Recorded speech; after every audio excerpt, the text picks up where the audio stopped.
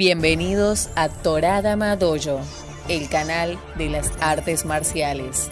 En él veremos historias y orígenes, salud y seguridad. Vamos al programa.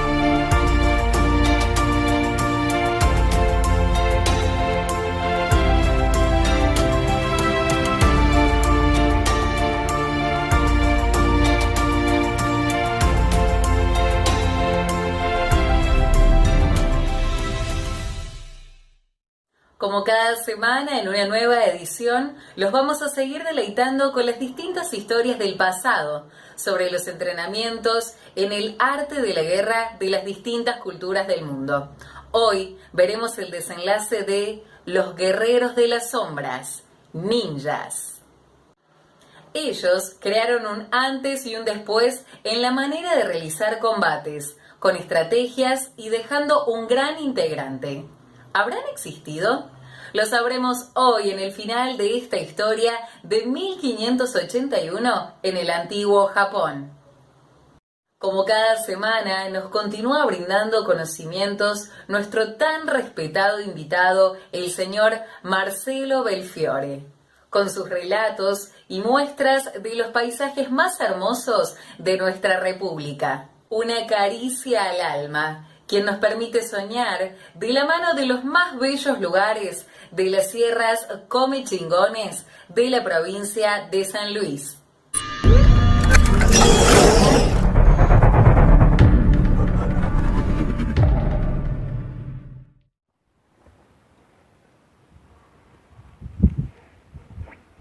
Muy buenas, ¿cómo están? Bueno, hoy con la suerte y la alegría de estar acá en el Filo Serrano, en la cima de la Sierra de los Comechingones, en la provincia de San Luis.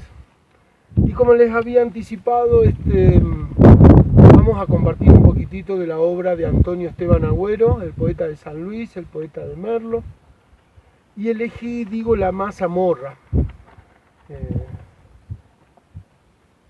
Una obra hermosa, muy sencilla, de un regional, de una comida, muy profunda. Les voy a compartir un pequeño fragmento. Le puso música a Peteco Carabajal, la ha cantado hasta Mercedes Sosa, recorrió el mundo. Y bueno, seguro les va a gustar. La mazamorra, ¿sabes? Es el pan de los pobres. La leche de las madres con los senos vacíos. Yo le beso las manos al Inca Viracocha porque inventó el maíz y enseñó su cultivo. Todo es hermoso en ella, la mazorca madura, que desgranan en noches de viento campesino el mortero y la moza, con trenzas sobre el hombro, que entre los granos mezcla rubores y suspiros. Cuando la comes, sientes que el pueblo te acompaña a lo largo de valles, por recodos de ríos, entre las grandes rocas, debajo de cordones, que arañan con espinas el cristal del estío. El pueblo te acompaña cada vez que la comes. Llega a tu lado, ¿sabes?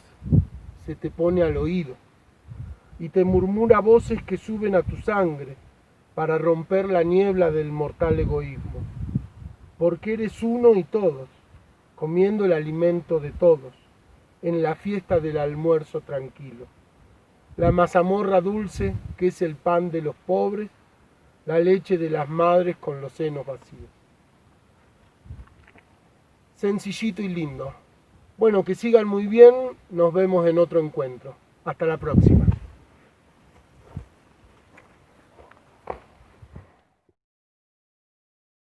Comienzo de espacio publicitario.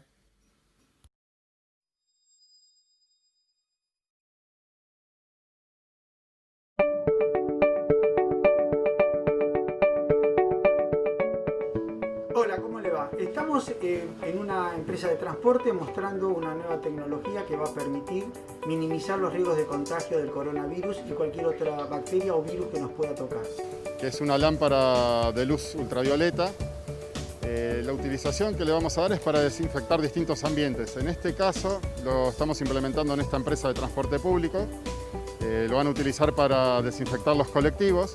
La consistencia de este sistema en relación a los tradicionales es que tiene dos ventajas comparativas muy importantes. La primera, el tiempo, y la segunda, la efectividad. El tiempo en que esto actúa es en cuestión de no más de 5 minutos y la efectividad es de un 99%. Algunas de las utilidades que se le puede dar a este equipo es para desinfección, de unidades de colectivos, de micros de larga distancia, trenes, aviones, se puede utilizar en quirófanos, en salas de reuniones de empresas, o sea, en cualquier ambiente cerrado que se quiera utilizar, se puede hacer perfectamente. La luz ultravioleta de estos tubos tiene un alcance de 60 metros cuadrados, o sea, sería un ambiente de 7 por 7, 8 por 8 metros más o menos. Esto se pensó porque hay una preocupación a nivel de gobierno de cómo cuando se levante la cuarentena, cómo se va a minimizar los riesgos de contagio en los medios de transporte. Bueno, justamente aplicando este sistema y, por ejemplo, un túnel de desinfección al ingreso de la unidad permitiría minimizar todo riesgo de contagio. Así que ese es un poco el objetivo de Rupert Core en querer ayudar con esta implementación de esta innovación tecnológica. Pero esta es la base de partida para otros productos que vamos a desarrollar. Un producto un poco más estilizado que este lo vamos a diseñar para ser controlado a control remoto. O sea, no solo que la persona lo va a poder encender en forma a distancia, sino que también va a poder manejarlo, por ejemplo, para que recorra el vagón de un tren o para que recorra los pasillos de un avión sin que la persona se exponga. Lo va a poder manejar a través de una aplicación de un celular como si fuera un videojuego. Y después tenemos otros productos que estamos desarrollando, como unos cajones con luz ultravioleta para desinfectar de equipos, por ejemplo una mochila de un empleado, celulares, billeteras, todo lo que vaya a entrar una persona a una oficina, por ejemplo, se pone en ese cajón por unos segundos y ya sale desinfectado. También tenemos pensado estamos desarrollando en realidad, cámaras o túneles sanitizadores para el ingreso en las oficinas, empresas, entidades públicas donde las personas van a pasar y van a ser rociadas con un producto inocuo para el ser humano, pero que desinfecta a la persona y a la ropa. Y después otros productos que estamos desarrollando son, por ejemplo, linternas para desinfectar lugares de difícil acceso o donde no se pueda llegar con el robot o con el tótem sanitizador.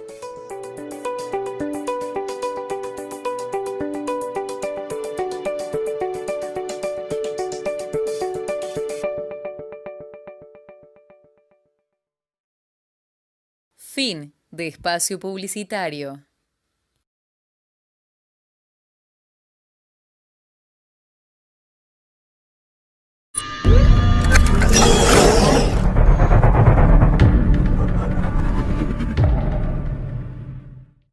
En la sección Seguridad contamos con la visita de nuestro técnico superior en Seguridad Pública, Pablo Daniel Díaz. Él nos brindará su objetivo y profesional relato en la materia. Hoy veremos la legítima defensa. Cómo y cuándo la justicia nos ampara si defendemos nuestra integridad frente a una agresión en las calles o en nuestros hogares.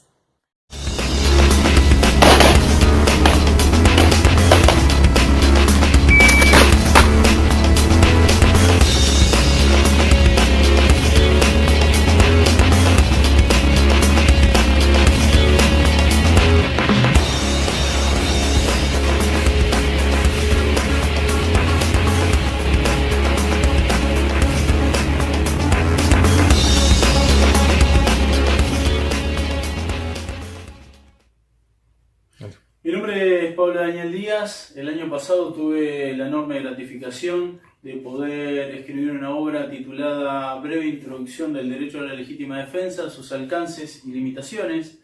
Esta pequeña y modesta obra nace de la necesidad de cubrir ciertos vacíos conceptuales y jurídicos que me encontré a la hora de entender la dinámica de este derecho, ¿sí? Para graficar, ¿sí?, y hacerle llegar a la gente cómo funciona este derecho, voy a aplicar la didáctica de mostrar un breve hecho delictivo.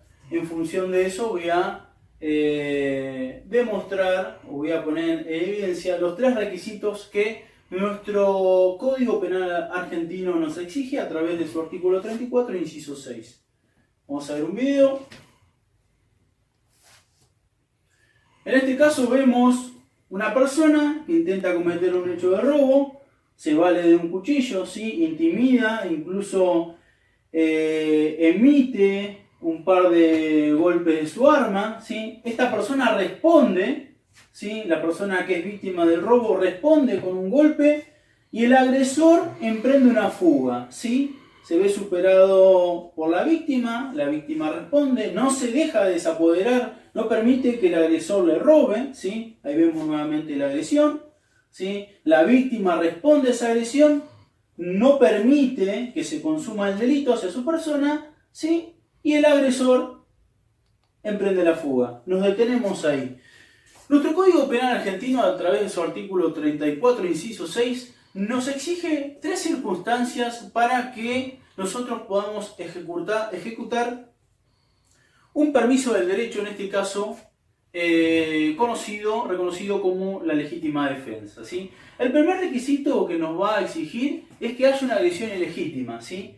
Cuando nosotros vemos el video, vemos que una persona intenta desapoderar a otra valiéndose de un cuchillo, ¿sí? Ahí vemos como el agresor, ¿sí?, para la persona, ¿sí?, le muestra, ¿sí?, tiene un cuchillo, un arma blanca en la mano, ¿sí?, lo intimida e incluso le emite, ¿sí?, propina un par de golpes hacia su persona con el cuchillo, ¿sí?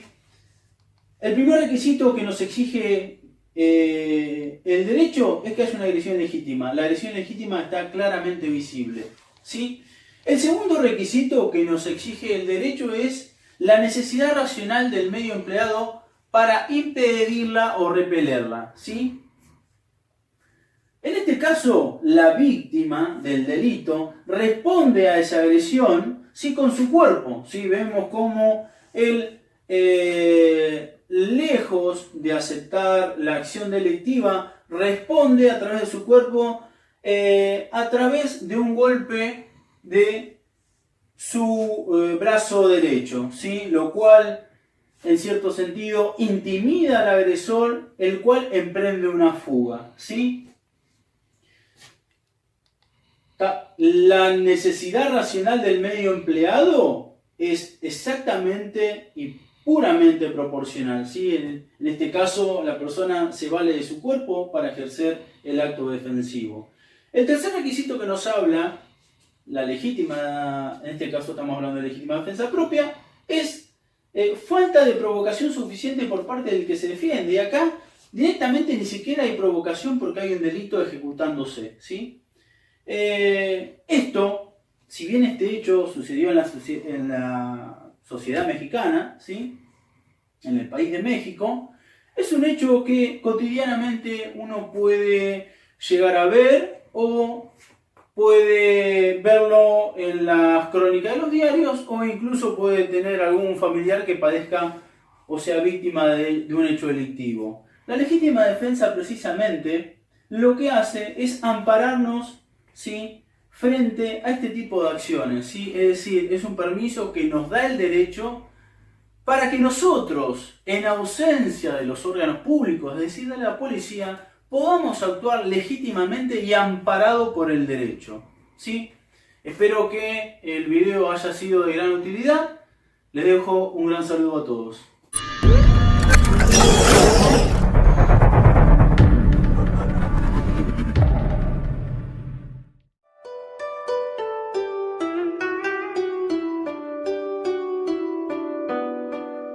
Como pudimos ver al cierre de nuestro segundo capítulo, Daiki había perdido a su espía más valiosa, una joven guerrera que había cruzado las líneas enemigas sin ser detectada y pudiendo recolectar información, pero esta no era suficiente para que organizara un plan estratégico y un ataque. Siempre se dijo que no hay mejor defensa que un buen ataque, ¿verdad? Sean todos ustedes bienvenidos a un nuevo programa para conocer el cierre de esta tan atrapante historia sobre los guerreros de las sombras, ninjas. Viajemos juntos al pasado, una última vez, para conocer en detalle las estrategias de combate que estos tan misteriosos guerreros siguen despertando interés aún en nuestros días, por sus historias y su bravura en el campo de batalla. Por aquellos tiempos, el hijo del Shogun, Nobukatsu, se preparaba para invadir la aldea de Iga, pero ya le habíamos contado que este samurái no sabía a quién se enfrentaría. Ahora sería el momento de Daiki para poner en práctica sus conocimientos aprendidos. Él elevaba una plegaria por el espíritu de su guerrera caída, para que descanse en paz y cruzara al otro lado con su alma bendecida. Mientras tanto, él se preparaba para invadir el castillo del Shogun, para poner fin a su tiranía. Ahora que ya no tenía acceso al castillo, dado que había perdido a su espía, tenía que encontrar la manera de continuar recolectando información, y elige representar en esta ocasión a un simple monje. Sus clases de actuación con su abuelo y maestro comenzaban a surtir efecto para los propósitos de su plan estratégico. Ningún guerrero sabio atacaría sin saber cuáles son las fuerzas enemigas, pero si conociera sus debilidades, le daría la oportunidad de vencer en el campo de batalla. Un claro ejemplo que aún hoy utilizan nuestras fuerzas policiales del siglo XXI.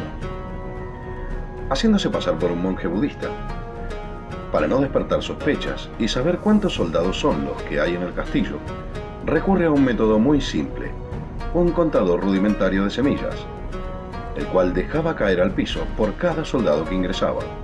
Luego taparía con su pie para no despertar sospechas de las semillas arrojadas al piso.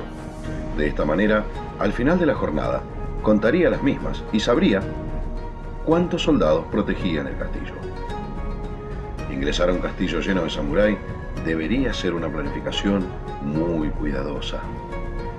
La estrategia de Daiki sería utilizar un pequeño grupo de ninjas para atravesar las primeras líneas de defensas enemigas, que lo llevarían al interior del castillo.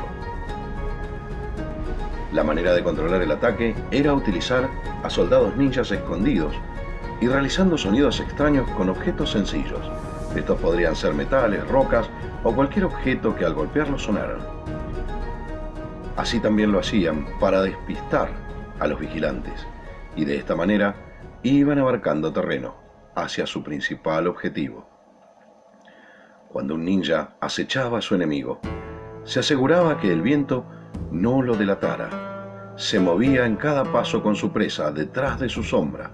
Al eliminar a los vigilantes nocturnos, sabía que tenía tiempo hasta el amanecer, porque nadie sospecharía que faltaba alguno de ellos en su puesto, y ya sabemos el porqué. Jamás un samurái rompería su lealtad a su señor. De esta manera, había conseguido burlar la primera línea defensiva del castillo. Ahora, la segunda defensa lo esperaría. Sería un suelo lleno de gramillas, con faroles de fuego que detectarían la sombra de un ninja. Entre la luz y los ruidos al caminar podrían alertar a los guardias. Al verse en una situación difícil, recurre a la estrategia y la planificación.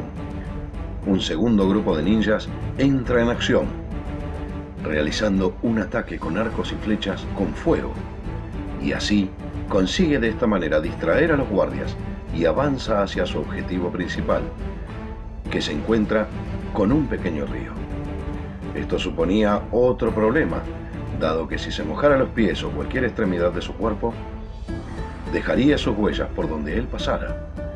Para ello, utilizaban unas balsas hechas de cañas de bambú sobre tachos, si se quiere la comparación, y de esta manera les permitía cruzar los ríos para llegar secos a los lugares que iban a allanar. Mientras los samuráis esperaban un ataque por el frente, Daiki, junto a un pequeño grupo de guerreros, comienzan la escalada de un muro por el lado contrario. Dado que para un ninja altamente entrenado, esto sería una tarea fácil. Ahora lo esperaba otro desafío, aún más duro. Dentro del castillo estaban los guardias personales del shogun. En el piso, los samuráis ponían esterillas de paja para que al caminar hicieran ruidos en el silencio de la noche, pero un guerrero de las sombras estaba entrenado en el sigilo. Ellos utilizaban una técnica de caminata sobre las palmas de sus manos, como nos cuenta el documentalista en este caso, quien afirma que el sonido es inexistente, dado que si se oyera el menor ruido alertaría a los guardias. Para ello, deben desplazarse en contra del formato que se han colocado. Habían pasado varias horas del primer ataque de la distracción, así que las cosas dentro del castillo comienzan a calmarse, pero eso también pone en alerta al enemigo y ya no pueden confiarse. Deben utilizar todo su conocimiento y ponerlo en práctica. En este caso, nuestro protagonista se oculta con sus hombres hasta que las tropas se cansan. Cuando se movían dentro de sus objetivos, para no hacer ruidos, caminaban con un papel en la boca, mordiéndolos, y de este modo no le arrojarían el aliento en la cara a sus víctimas.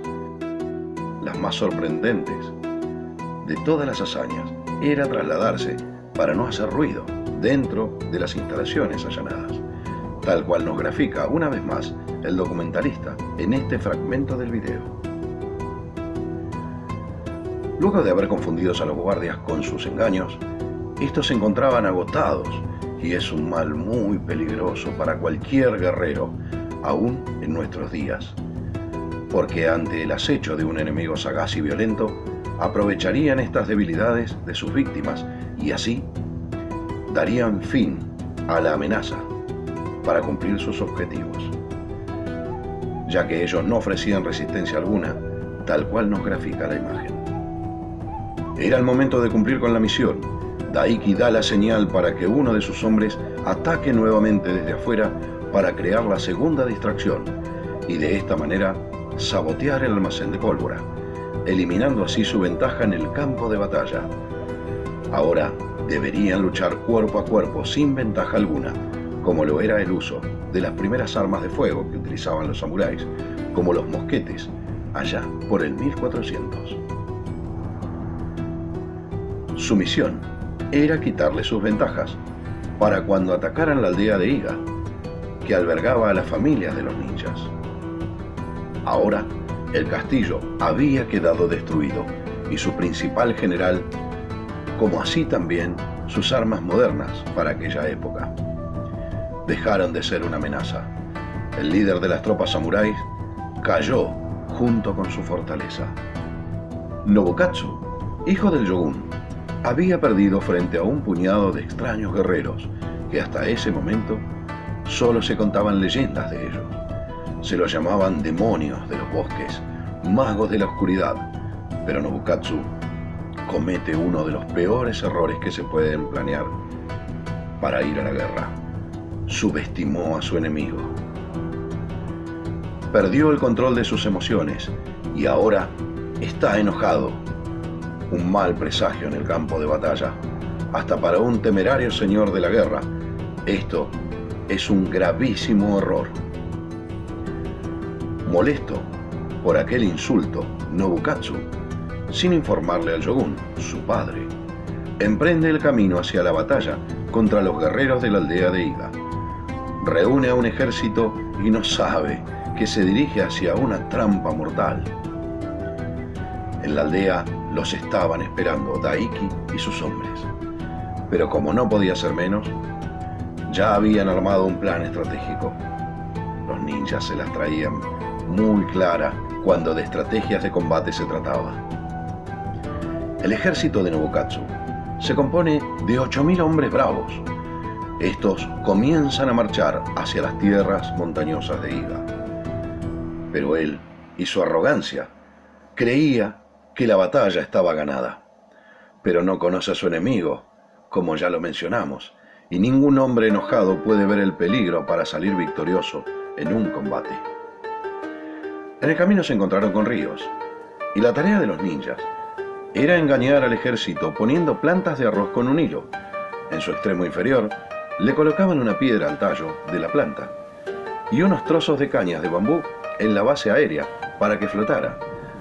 Así le harían creer que el nivel del agua era bajo, y de esta manera los samuráis se hundirían en el agua para luego ser atacados por los ninjas, matando a cuantos más pudieran. Resulta que el conocimiento del terreno era su ventaja. Una de las frases célebres del general Sun Tzu nos dice: conoce a tu enemigo y conócete a ti mismo, y en 100 batallas nunca perderás. Por eso los ninjas lo sabían y ahora tenían la ventaja. La lucha contra un enemigo superior en números nada significaba. Se debían valer de su estrategia solamente para vencer en la guerra de guerrillas. Ya entrada la noche, atrapados los samuráis en sus bosques, ahora deben enfrentar una pesadilla militar que se podría decir que aún en nuestros tiempos resultaría de la misma manera. Esta estrategia va de la mano de la sorpresa y la violencia de acción. Ahora, Daiki se preparaba para acorralarlos. Se valdría de todos sus trucos para hacerles creer que estaban rodeados por un ejército superior a ellos, utilizando armas rudimentarias, una vez más, como ya hablamos en el capítulo anterior, ¿verdad? Dejaban esparcidos por todos los caminos una especie de clavos o puntas afiladas que siempre quedaban hacia arriba. No importa cómo éstas se arrojaran, tal cual nos muestra el maestro ninja Kawakami, el referente de nuestra era. Nos dice además que arrojaban estos objetos cuando el enemigo los perseguía ciegamente, creyendo que eran vulnerables. Ellos eran expertos en explosivos, como también le habíamos comentado en nuestro primer capítulo. Nos cuenta un historiador que tomaban 2 objetos cuencos y lo unían con papel. A estas las rellenaban con pólvora y dentro de las esferas ponían vidrios molidos, metales y otros objetos contundentes que podrían tratarse también de rocas, para formar así unas esterillas o metrallas, como se lo conocía en la antigüedad. Cuando lograban su cometido de distraerlos, los atacaban de distintos ángulos o flancos, conocido en el ámbito militar, arrojándoles estas bombas para crear el más detallado plan estratégico que se pudo conocer hasta nuestros días: hacerles creer que un ejército los estaba atacando por el frente y por detrás. Pero Nobukatsu no entendía que había sido engañado una vez más. Mientras les arrojaban las bombas, los aldeanos colaboraban con los guerreros, encendiendo antorchas sobre las laderas de las montañas y los árboles, para hacerles creer a los samuráis que los estaban rodeando. Pero huyeron presa del pánico, y esto le costaría muy caro a Nobukatsu. En esta situación, Nobukatsu había perdido a los mejores hombres bajo el mando de su padre, el shogun Nobunaga Oda, quien dijo que lo había deshonrado.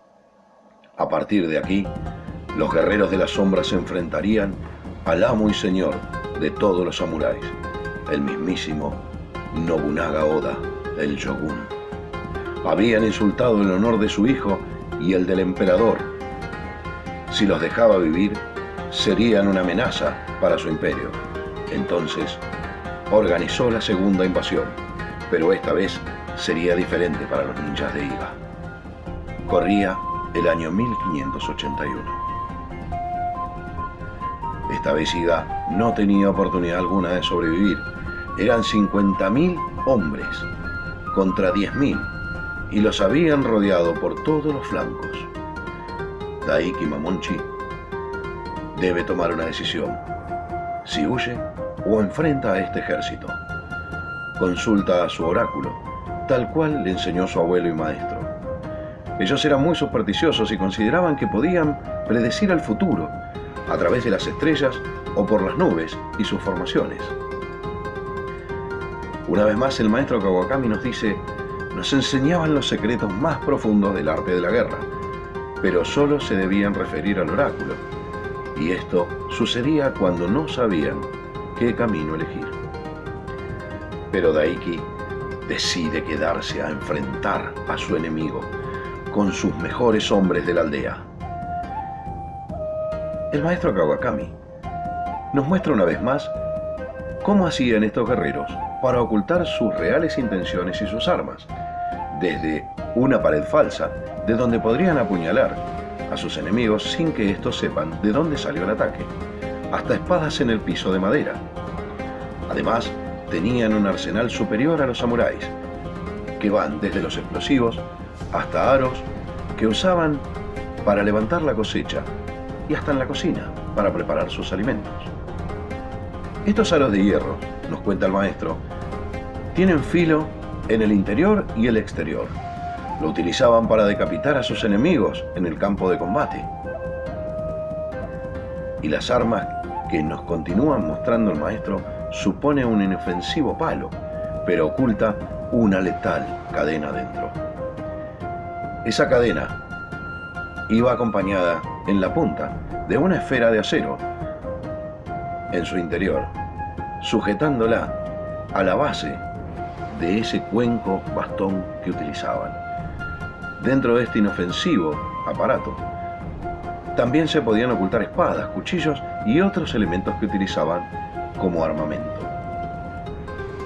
Pero volviendo con nuestro protagonista Daiki, traicionado por sus anteriores aliados ninjas de la aldea vecina de Koda, se enfrentaría a una derrota inminente. Los samuráis sabían sus secretos y solo les quedaba dar lo mejor de sí para salir con vida. Pero en el campo de batalla, al salir al frente contra los bravos guerreros, iban cayendo uno tras otro. Mientras tanto, los guerreros de Iga se iban acercando a su extinción. Desde el norte lo rodeaban con el último bastión de la aldea. El general de los samuráis le dice a Daiki que salga y se entregue. Había llegado el fin, frente a un abrumador ejército de 30.000 hombres. Es decir, tan solo los ninjas con estrategia pudieron derrotar a 20.000 bravos guerreros. Mientras tanto, Daiki se preparaba con sus 400 ninjas que quedaban en su refugio y su aldea, entre ellos mujeres y niños, para enfrentarse a su terrible final. Pero se resistían a entregarse y se libró la batalla más sangrienta. Durante 2 semanas desafiaron a los ejércitos de Nobunaga Oda, dando lo mejor de sí, con explosivos, trampas y demás estrategias nocturnas, pero nada alcanzaba. Parecía que era el fin. No podían continuar de esta manera, no resistirían eternamente, y la desesperación comenzó a apoderarse de ellos. Daiki Mamonchi ha perdido, pero consolida su leyenda como maestro ninja con una última hazaña. salir y atacar a su general, viéndolo de frente, en el campo de batalla, dándole muerte, para así obligar a su ejército a retirarse. Pero el osado ataque, además de tener éxito y de haber eliminado a dicho general, lejos estuvo de que retrocedieran estos bravos guerreros. Para los guerreros de Nobunaga, Oda, continuar atacando era su misión. Y ya entendimos que los samuráis no iban a desobedecer. Pero Daiki ha demostrado ser un gran líder militar, porque había logrado lo imposible, luchar y derrotar a una cantidad enorme de guerreros con todas las desventajas, según lo creía el enemigo. Corría el año 1581 y el 24 de noviembre, el último bastión de Iga cae. Al día siguiente, los soldados son enviados a terminar con la vida de cualquier sobreviviente, sin piedad. Cuentan los historiadores que aquello no fue una guerra, sino un exterminio. Fue el final de una gran cultura guerrera. Los que salieron con vida fueron obligados a dejar sus tierras y otros a servir en las tropas que comandaba Nobunaga Oda, el líder shogun. Otros no corrieron con la misma suerte, y cuenta la leyenda que en los bosques se volvieron rojos de la sangre derramada por aquellas muertes. Así nace la leyenda de un maestro reconocido y respetado, porque nunca encontraron el cuerpo de Daiki Momonchi. Muchos creyeron que este antiguo maestro murió entre las llamas, pero su cuerpo nunca se encontró. Aunque por el contrario, muchos creen que prendió fuego su propio castillo para tapar su huida, o una vez más, utilizó sus técnicas para hacerles creer al mundo entero que tenía poderes mágicos y podía desaparecer. Sinceramente, nunca lo sabremos, ya que ellos eran los guerreros de las sombras, maestros del sigilo y del engaño. Gracias por acompañarnos como cada semana. Torada Madoyo se despide hasta nuestro próximo programa, donde aprenderemos de los guerreros de la antigüedad. Tengan todos ustedes un excelente fin de semana.